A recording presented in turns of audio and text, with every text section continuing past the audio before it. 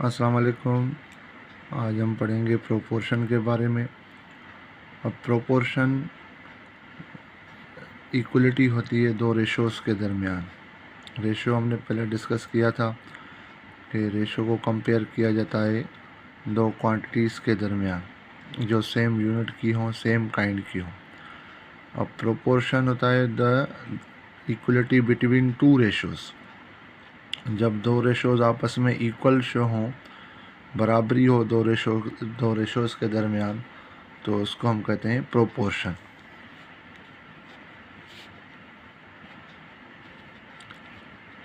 The equality between two ratios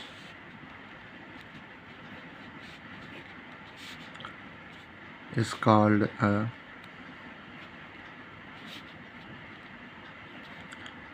proportion. Symbolically,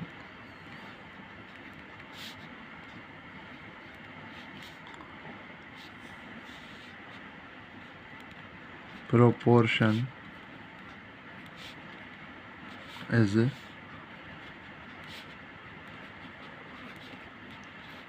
denoted by this sign or equal sign. It is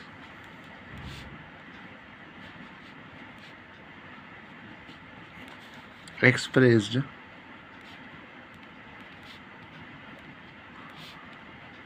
और written as, इसको कैसे लिखा जाता है, शो किया जाता है A ratio B proportion C ratio D।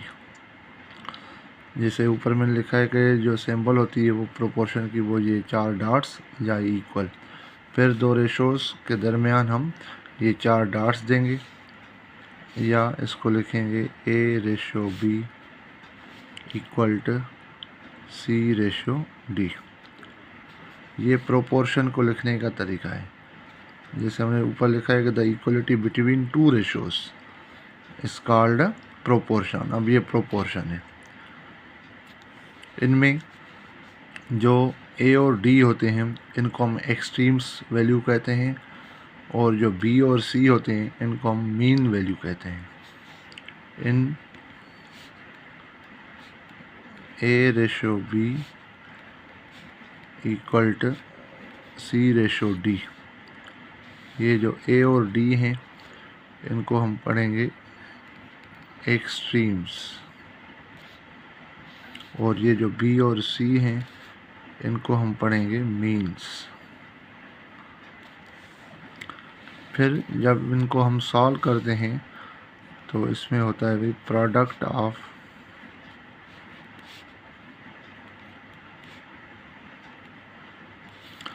Extremes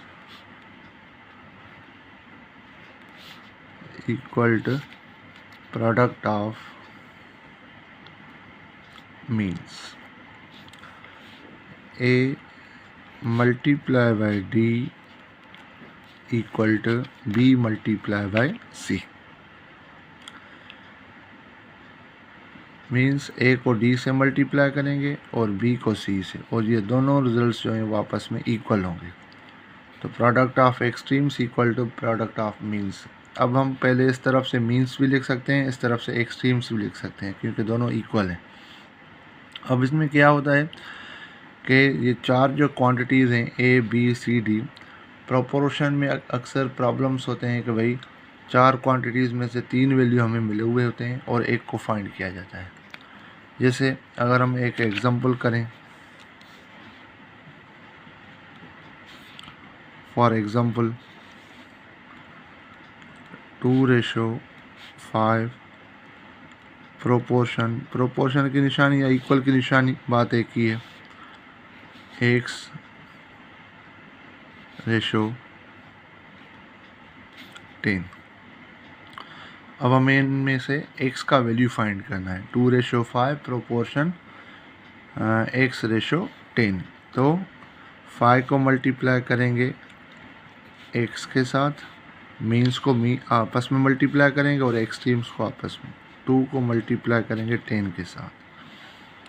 अब यहाँ से अगर हम x का वैल्यू निकालें तो ये हो जाएगा 2 10 दा 20, ये 5x, और फिर 5x के साथ मल्टीप्लाई है तो इधर डिवाइड हो जाएगा।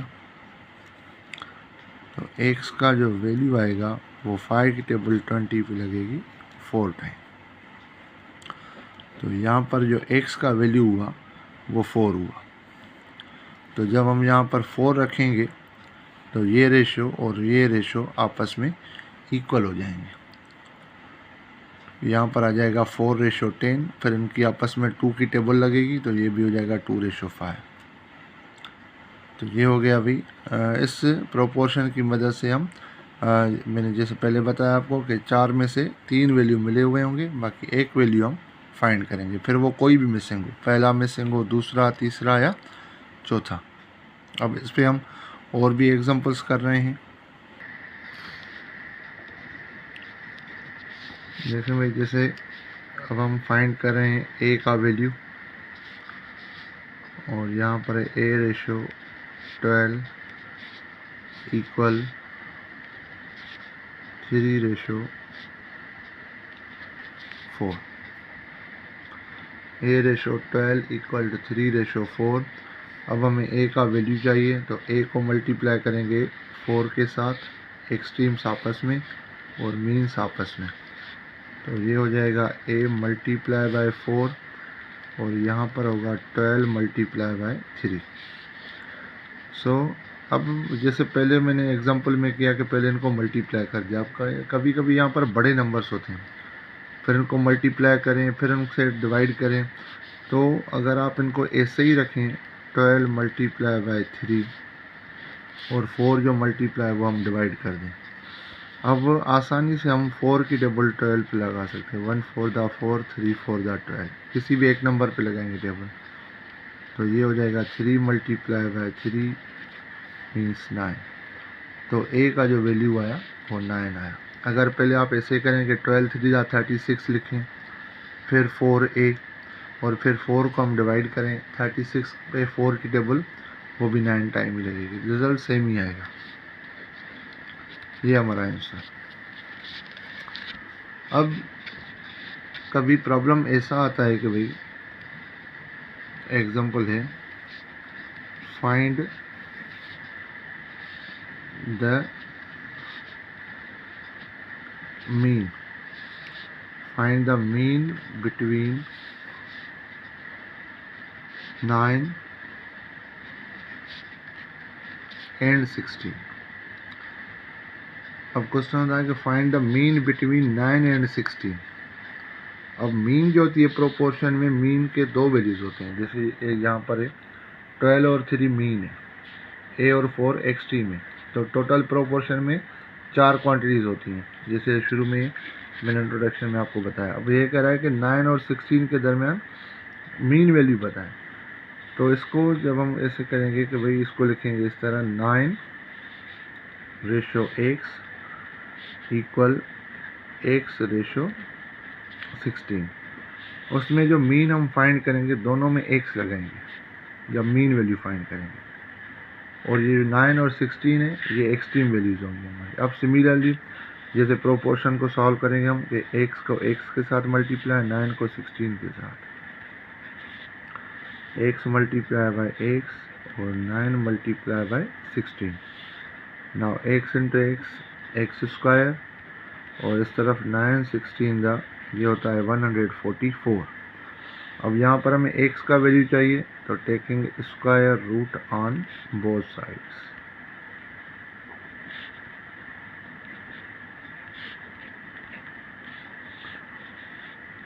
तो यहाँ पर होगा x स्क्वायर का अंडर रूट और यहाँ पर 144 का स्क्वायर। तो x स्क्वायर का स्क्वायर रूट x निकलेगा और 144 का स्क्वायर रूट निकलेगा 12। तो जो मीन वैल्यू हुआ 9 और 16 के दरमियान वो हुआ 12। Therefore the mean value between 9 and 16 is 12। तो 9 और 16 के दरमियान मीन वैल्यू 12 है। तो इस तरह आप मीन वैल्यू फाइंड कर सकते हैं, और उसके लिए हमें सिर्फ दो नंबर्स होंगे, वो दोनों एक्सट्रीम्स होंगे, और मीन वैल्यू जो हम फाइंड करेंगे उस दोनों जगहों पे हम सेम लेटर लगाएंगे। फिर हमारी मर्ज़ी एक्स लगाएं, वाई लगाएं, ए लगाएं, कोई भी, इस तरह फिर उसको हम फाइंड करेंगे। अब इसमें एक क्वेश्चन दूसरे तरीके से भी आता है, अब वो समझेंगे हम।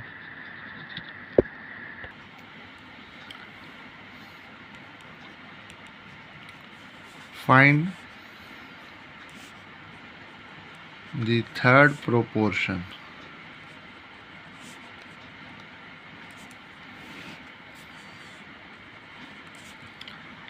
find the third proportion of 8 and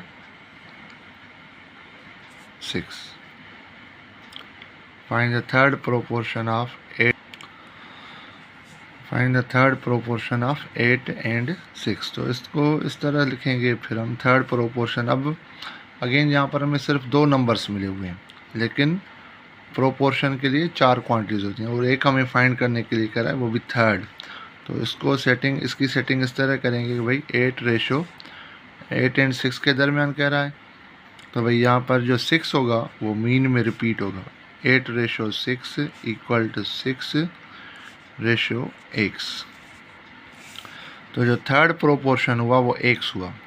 अब यहाँ पर हमें जो मीन है वो रिपीट करनी है। 8 and 6, तो 6 जो होगी वो मीन होगी, और वो हम रिपीट करेंगे। ठीक है, अब इसको किस तरह सॉल्व करना है हमें। 8 multiply by x, 6 multiply by 6, तो ये हो जाएगा x इक्वल टू 6 × 36, ये 8x। अब 8 यहाँ पर मल्टीप्लाई है, तो इधर डिवाइड हो जाएगा 36/8। अब यहाँ पर टेबल लगेगी, अब 2 की भी टेबल लगेगी, 4 की भी टेबल लगेगी।